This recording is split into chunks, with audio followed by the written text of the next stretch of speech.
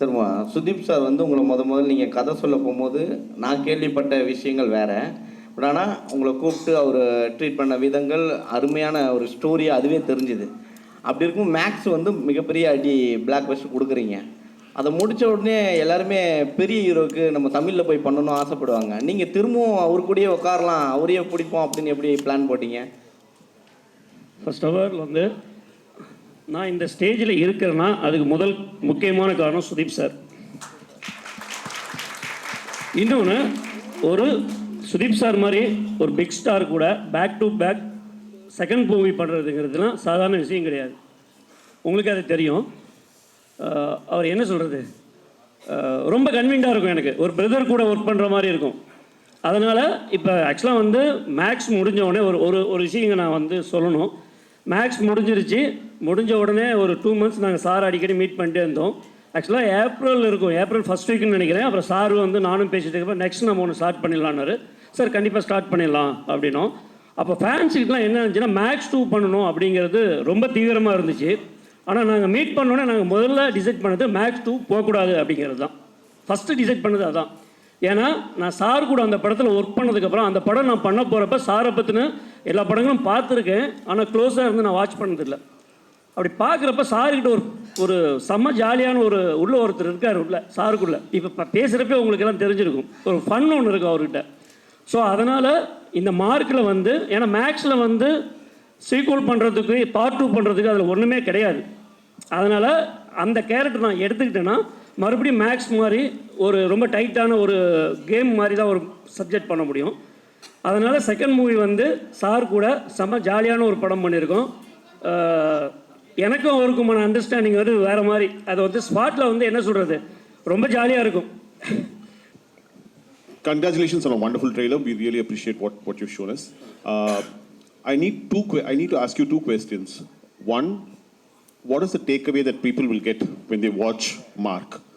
2, is Mark inspired by a real story? And why is this so big that you're looking at even the possibility of a sequel? மார்க்கா?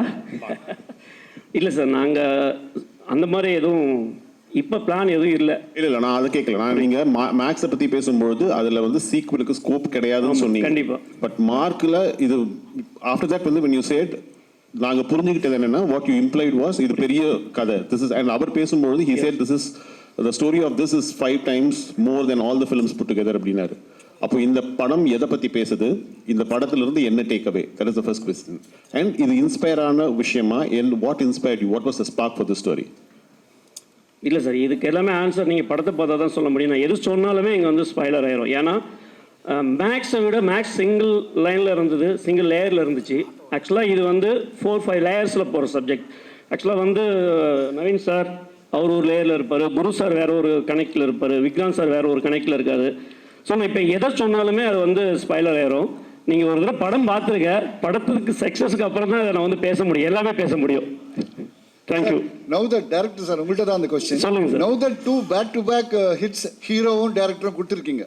Suppose you're contemplating of a third venture to complete a hat-trick.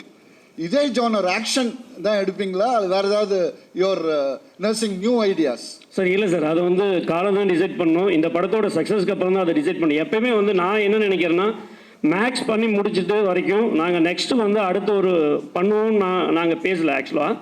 ஆனால் இப்போ எங்களுக்குள்ளே இன்னும் ரொம்ப understanding இருக்குது.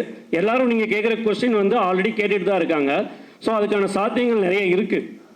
But அதை வந்து அந்த சூழலில் தான் நான் டிசைட் பண்ண முடியும் நாங்கள் என்ன பண்ணுறோம். ஏன்னா சம்டைம்ஸ் வந்து ஒரே ஜானரில் படம் பண்ணிட்டுருக்கப்ப அது வந்து சரியாக இருக்காது. இன்னொன்று, எனக்கு வந்து இருக்கிறவர் வந்து சூப்பர் ஆக்டர். அவர்கிட்ட நான் எதுவும் ஒரு சின்னதாக ஒரு விஷயத்தை கொடுத்துன்னு வச்சுக்கோங்களேன், ஒரு 20% கொடுத்தனா ஒரு 100% வந்து எனக்கு கொடுப்பாரு.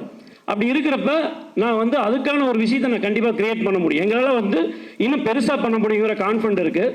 அதை வந்து காலம் தான் டிசைட் பண்ணும்.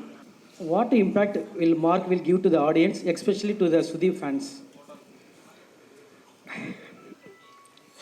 சார் வந்து நான் மேக்ஸில் வந்து சாருக்கு வந்து நிறைய நான் கமர்ஷியல் பண்ணலை. இந்த படத்தில் வந்து ஓப்பனிங் வந்து ஒரு சாரோட இன்ட்ரொடக்ஷன் ஒன்று இருக்குது. அது பயங்கர அதிரிப்புதிரியாக இருக்கும், அதில் எந்த ஒரு மாற்று கருத்தும் இல்லை. அது இல்லாமல் சார் வந்து இந்த படத்தில் எல்லா படத்துலையும் சாங்ஸில் ஆடி இருக்காரு. Thank you sir. அதோட நிறைய கமர்ஷியல் இருக்குது. ஃபேன்ஸுக்கான படம் இது மேக்ஸிமம். இது நான் அதுக்காகவே ரைட் அப் பண்ண ஸ்கிரிப்ட். பட் இதில் வந்து செகண்ட் ஹாஃபில் ஒரு எமோஷனல் ட்ரைவும் கொடுத்துருக்கேன். ஏன்னா நான் இங்கே இன்னொரு விஷயத்தை நான் சொல்லிக்கணும். சத்யஜோதி ஃபிலிம்ஸில் வந்து படம் பண்ண மாட்டோமான்னு நிறையா டைரக்டர்ஸ் வந்து ரொம்ப கனவுகளோடு இருக்காங்க, இயங்கிட்டு இருக்காங்க. சார் சுதீப் சார் கூப்பிட்டு இது கமிட் ஆனவுடனே சத்யஜோதின்னு சொன்னார். எனக்கு பயங்கர சந்தோஷமாயிடுச்சு. அதுவும் 25th வரணும் அப்படின்னு டிசைட் பண்ணிட்டோம். அப்போ தியாகராஜன் சாரும் இதில் ஜாயின் பண்ணுறாரு அப்படின்னோடனே இன்னும் எனக்கு ரொம்ப சந்தோஷமாக இருந்துச்சு. Thanks sir, thank you Thiyagarajan sir and Senthil sir, Arjun sir and Sivaraman sir எல்லாருக்கும் நான் தேங்க்ஸ் சொல்லிக்கிறேன். ஏன்னா உண்மையான இந்த மாதிரி ஒரு ப்ரொடக்ஷன் ஹவுஸ் நான் லைஃப்பில் பார்த்ததில்லை, கேள்விப்பட்டதில்லை. கன்னியூ 4 months ஷூட் பண்ணிகிட்ருக்கோம். யாரும் ஸ்பாட்டுக்கு வருவாங்க, ஓரமாக இருப்பாங்க, பின்னாடி இருந்துட்டு போயிடுவாங்க. சிவராமன் சார் எப்பவும் என் கூடவே இருப்பார். எந்த ஒரு பிரச்சனையும் இல்லை, எதுவாக இருந்தாலும் இமீடியட்டாக சால்வ் பண்ணுவாங்க. எனக்கு தியாக சார் மேலே கொஞ்சம் பயம் இருந்துக்கிட்டே இருந்துச்சு. சார் ஒரு 15 days 20 daysக்கு ஒரு ஸ்பாட்டுக்கு வருவார். எனக்கு கொஞ்சம் பயமாக இருக்கும், ஐயோ சார் ஏதாவது சொல்லுவாரன்ட்டு. சும்மா கூப்பிடுவார், வாங்க தம்பின்ட்டு போய் நிற்போம். அப்படியே பார்ப்பார், சும்மா பேசிகிட்டு இருப்பார். ஓகே தம்பி நல்லபடியாக பண்ணுங்கம்பார். எனக்கு ரொம்ப ஆச்சரியமாக இருந்துச்சு. Thank you sir. இந்த படம் வந்து ஒரு 4 months நாங்கள் முடிச்சிருக்கிறோம். அதுக்கு வந்து அதாவது தமிழில் ஒரு பழமொழி சொல்லுவாங்க, தலை இருந்தால் வாழ ஆடாதுன்னு சொல்லிட்டு. இதில் 2 தலை இருக்காங்க, ஒன்று சுதீப் சார், இன்னொன்று தியாக சார். அதனால் வந்து இங்கே எந்த பிரச்சனையும் இல்லாமல் முடிச்சிருக்கிறோம். தேங்க்யூ.